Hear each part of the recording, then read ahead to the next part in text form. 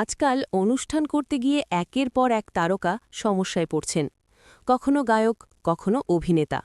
এবার সেই তালিকায় যুক্ত হল টলিপাড়ার জনপ্রিয় অভিনেত্রী মিমি চক্রবর্তী। সম্প্রতি বনগাঁয়ে একটি অনুষ্ঠানে গিয়ে খুবই খারাপ অভিজ্ঞতার মুখে পড়েছেন মিমি। এই ঘটনা নিয়ে তিনি নিজেই সোশ্যাল মিডিয়ায় পোস্ট করেছেন।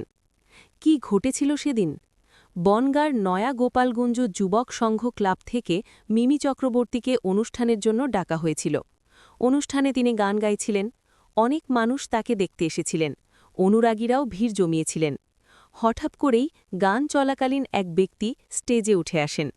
মিমির অভিযোগ, ওই ব্যক্তি কোনো আলোচনা না করেই মিমিকে গান বন্ধ করতে বলেন এবং দর্শকদের সামনেই তাকে স্টেজ থেকে নেমে যেতে বলেন।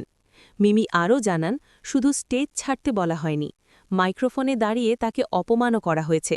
এর ফলে সবার সামনে তার সম্মান নষ্ট হয়েছে। এই ঘটনায় মিমি খুবই অবাক ও অপমানিত হন, কিন্তু কোনো ঝামেলা না করে তিনি চুপচাপ স্টেজ ছেড়ে চলে আসেন। এরপর কি করেন মিমি? স্টেজ থেকে নেমেই তিনি স্থানীয় থানার আইসিকে ফোন করেন। পুলিশ সূত্রে খবর, ইমেল মারফত বনগাঁ থানায় ইতিমধ্যেই অভিযোগ দায়ের হয়েছে। নিজের পোস্টে মিমি পরিষ্কার লিখেছেন, তিনি এই বিষয়টি নিয়ে চুপ থাকবেন না, আইনি পথে লড়াই করবেন, প্রয়োজনে মানহানির নোটিশও পাঠানো হবে। তবে এই ঘটনার আর একটা দিকও আছে। আয়োজকদের দাবি, মিমি নাকি অনেক দেরিতে স্টেজে উঠেছিলেন। অনুষ্ঠান নির্ধারিত সময়ের প্রায় 1 ঘণ্টা পিছিয়ে গিয়েছিল। সেই কারণেই নাকি তাকে নামতে বলা হয়েছিল। তারা আরও বলেন, মিমি বড় তারকা বলেই হয়তো বিষয়টা তার কাছে অপমানজনক লেগেছে। তবে ক্লাবের পক্ষ থেকে নায়িকার কাছে ক্ষমাও চাওয়া হয়েছে। কিন্তু প্রশ্ন এখানেই, সময় নিয়ে সমস্যা থাকলে তা কি স্টেজে উঠে মাইক্রোফোনে দর্শকদের সামনে এভাবে বলা ঠিক? এই ঘটনাই প্রথম নয়।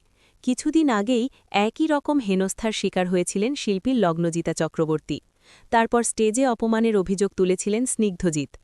একটার পর একটা ঘটনা আমাদের ভাবতে বাধ্য করছে, শিল্পীদের সম্মান আর নিরাপত্তা কি সত্যিই ঠিকভাবে রক্ষা করা হচ্ছে? এই বিষয়ে আপনার মতামত কি? মিমির পাশে দাঁড়ানো উচিত, নাকি আয়োজকদের কথাতেও যুক্তি আছে? কমেন্টে আপনার মতামত জানান। আর এমন সব টলিপাড়া আপডেট পেতে চ্যানেলটি সাবস্ক্রাইব করে সঙ্গে থাকুন।